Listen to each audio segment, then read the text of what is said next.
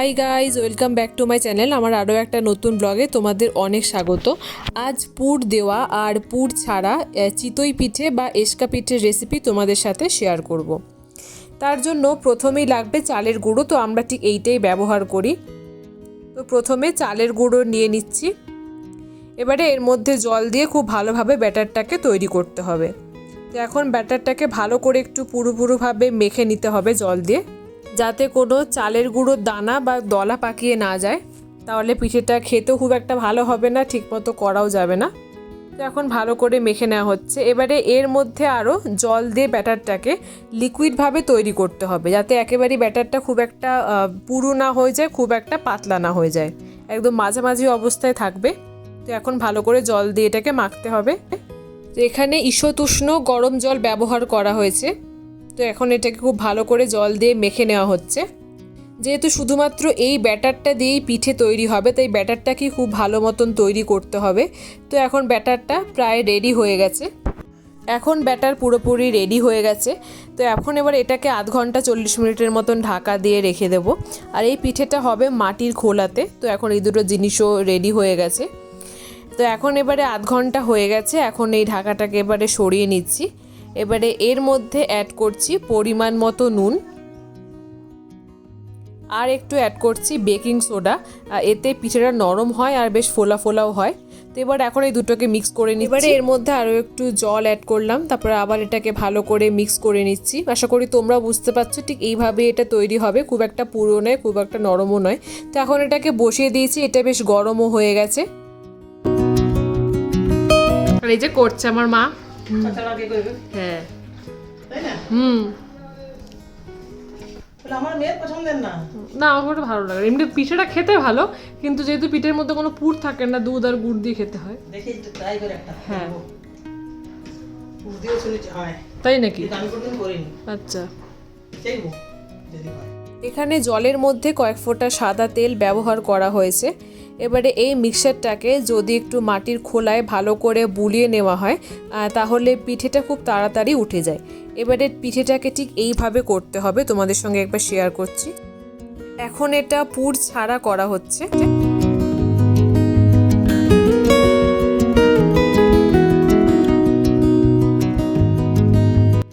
এবার ঢাকা দেওয়ার পর এর চারপাশে এটাকে দিয়ে জলের একটু বেরিয়ে দেওয়া হচ্ছে, যাতে এটা খুব ভালো মতন সেদ্ধ হয়ে যায়।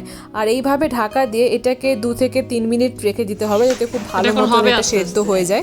আর যতবার তুমি এই ইয়াটা দিবে, এই লিকুইডটা খোলাতে দিবে, ততবার তুমি এটা ঘেটে ঘেটে দিবে, ঠিক আছে? আর এইটা ঠিকটা এরকম হবে।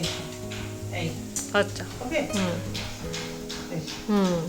বেশি পাতলাও চলবে না, বেশি পুরো চলবে না। তো 2 থেকে 3 মিনিট হয়ে গেছে। তো এখন এবার এটাকে নামিয়ে নিচ্ছি। তো খুব, তোমরাও আশা করি বুঝতে পারছো, খুব ভালো মতনই বেশ এখানে হয়ে এসেছে। এখন এবার এটাকে তুলে নিচ্ছি। তোমরাও দেখতে পাচ্ছ এখানে বেশ অনেকগুলো জালি বেশ তৈরি হয়েছে। তোমাদের সাথে পুর ছাড়া আরও একটা শেয়ার করছি।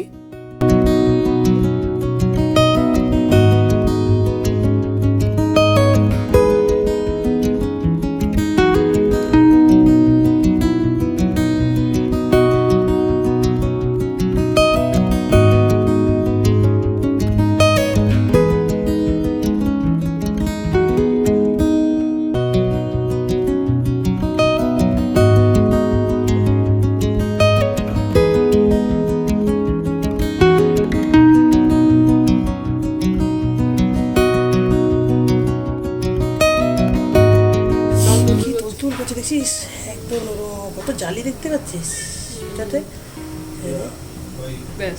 আর এখানে খোয়া ক্ষীর রেডি। তো এর আগে বাড়িতে খোয়া ক্ষীর তৈরির রেসিপি অনেকবারই শেয়ার করেছে, তোমরা চাইলে বলো, আমি অবশ্যই লিংক দিয়ে দেব। তো এবারে খোয়া ক্ষীরের পুর দেওয়া পিঠের রেসিপি তোমাদের শেয়ার করছি। ব্যাটারটা অনেক সময় পাতলা হয়ে যায়। তো যদি ব্যাটারটা পাতলা হয়ে যায়, তাহলে এইভাবে চালের গুঁড়ো একটু মিক্স করে তারপরে ব্যাটারটাকে মোটামুটি মাঝারি জায়গায় করা যায়, খুব একটা বেশি পুরো নয়, খুব একটা নরমও নয়। তো ব্যাটারটা যেহেতু পাতলা হয়ে গেছিলো, তাই ব্যাটারটাকে এখন ঠিকঠাক করা হয়েছে মাঝারি জায়গায়, তোমরাও আশা করি বুঝতে পারছো। তো এবারে পুর দেওয়া তোমাদের সাথে আর একটা শেয়ার করছি।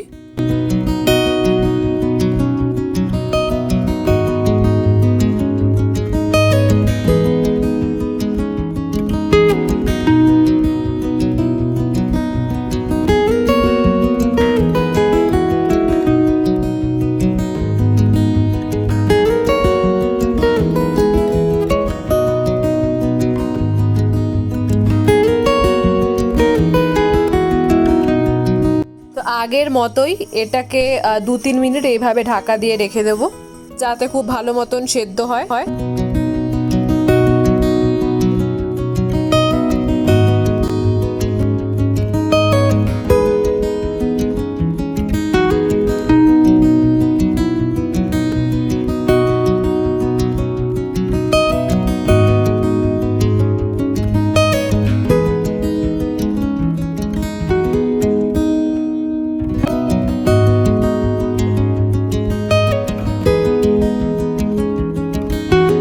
তোমরাও আশা করি বুঝতে পারছো বেশ সুন্দর হয়েছে খোয়া ক্ষীরের পুর দেওয়া পিঠে। তোমাদের সাথে আরও একটা শেয়ার করছি।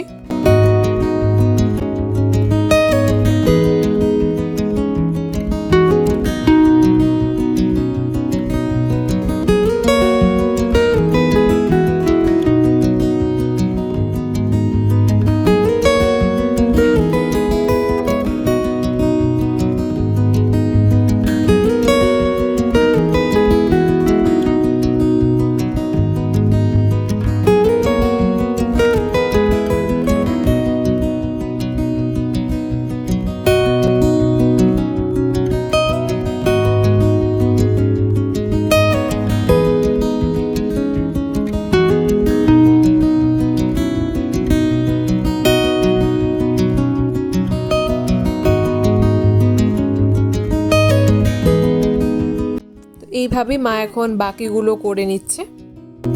পিঠে বানানোটাও সত্যি একটা আর্ট। তবে আমার যেটা মনে হয় হয়তো মারাই লাস্ট জেনারেশন যারা হয়তো এত সুন্দর পিঠে বানাতে পারে। তো যাই হোক, তো তাই মায়ের জন্যেই এত ভালো ভালো পিঠে খেতে পারি।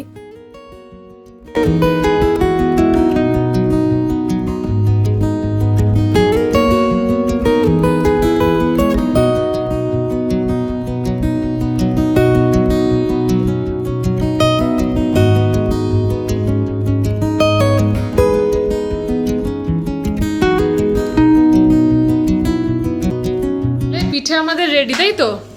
তাহলে কোনটা কি? এটা হচ্ছে পুর ছাড়া, ওই চিতল পিঠা আমরা বলে এসকা পিঠা বলা যায়, এসকা পিঠে বলি, খোলা পিঠা বলা যায়, চিতল পিঠা বলে।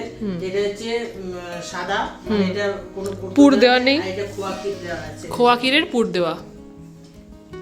দুটো একই পিঠে, এসকা পিঠে। একটা হচ্ছে পুর ছাড়া, একটা পুর দেওয়া। হ্যাঁ, পুর দিয়ে দেখো এই যে। হা হা, কি সুন্দর লাগছে দেখতে, দারুণ। তাহলে রেডি আমাদের পিঠে, তাই তো? রেডি, চলো।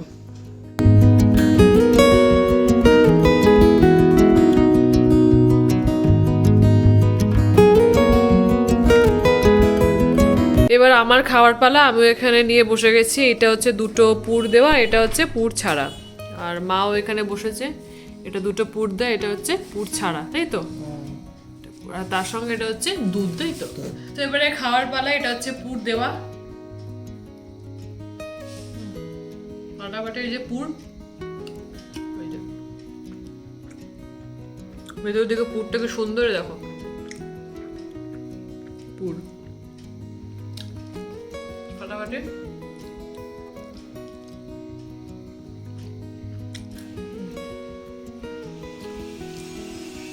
এটা হচ্ছে পুর ছাড়া।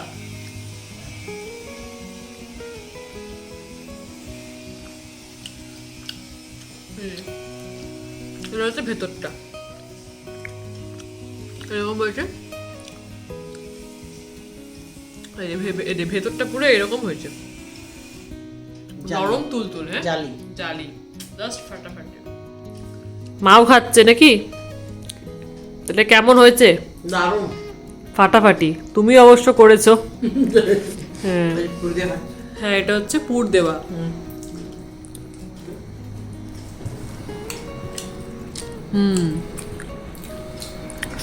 আর দুধ নিয়েছো ওই নর্মালটা খাওয়ার জন্য, দারুণ লাগে খেতে। দুধ আর গুড় দিয়ে খেতে খুব ভালো লাগে। হ্যাঁ, এই যে মা এখানে দুধে ভিজিয়ে দিয়েছে এটাকে। করবো না, দুধ ভিজিয়ে দাও। এই দেখো,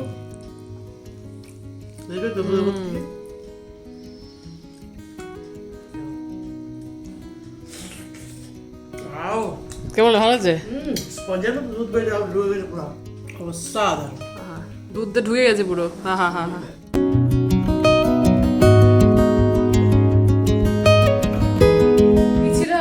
ছোট্টখাটো একটা রেসিপি, পিঠের রেসিপি। তো আজকের ব্লগটাকে আপাতত এখানে শেষ করছি। যদি ব্লগটা দেখে তোমাদের ভালো লেগে থাকে, যদি রেসিপিটা দেখে তোমাদের ভালো লেগে থাকে, অবশ্যই লাইক, কমেন্ট অ্যান্ড শেয়ার করো। আর যারা আমার চ্যানেল নতুন তারা প্লিজ আমার চ্যানেলটাকে সাবস্ক্রাইব করে দিও, আর পাশে বেল বাটনটা ক্লিক করতে কিন্তু একদম ভুলো না। সবাই খুব ভালো থেকো, সুস্থ থেকো। টিল দেন, বাই বাই, দেখা হচ্ছে নেক্সট ব্লগে।